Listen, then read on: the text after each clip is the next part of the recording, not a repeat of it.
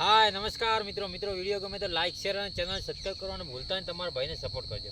मित्रों अत्यारे आपणे मगफળી तमे मारी पाछळ जोई रह्या छो 60 दिवसनी थई गई छे ने एकदम A1 क्वॉलिटीमां ऊभी छे। एमां आपणे कोईपण प्रकारनो खातरनो रासायणिक खातरनो उपयोग नथी कर्यो।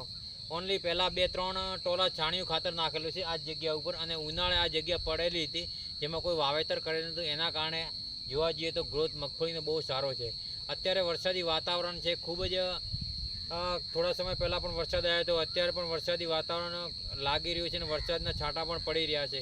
तो एना लीधे एक तकलीफ थवानी छे के मगफळीमां जे फूलो उगड़े छे ते उगड़वाना बंध थई जशे, अने बीजुं के आमां जे ईयळो पड़वानी चालू थई जशे।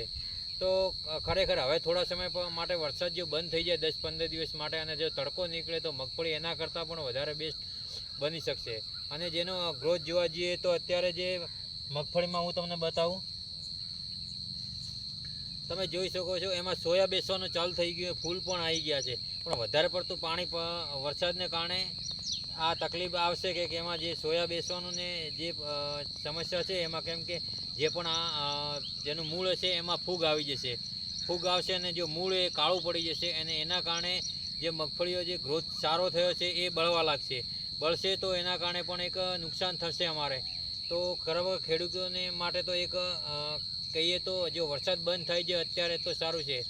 तो आपणे जोवा जईए तो ओवरऑल तो मगफળી एकदम बेस्ट है, अने अत्यारे जोवा जईए तो सोया पण सारा एवा प्रमाणमां बेसी गया है अने मगफળી पण झीणा झीणा बेसवा लाग्या छे। हूँ तमने विडियोमां बतावी दऊं छुं, तमे जोई शको छो आ सोया बेसवाना चालू थई गया है अने मगफળીओ पण अमुक झीणी झीणी बेसी गया है। बहुत सारो एवो एमने ग्रोथ पण थयो, बेठा पण सारा छे मगफળી।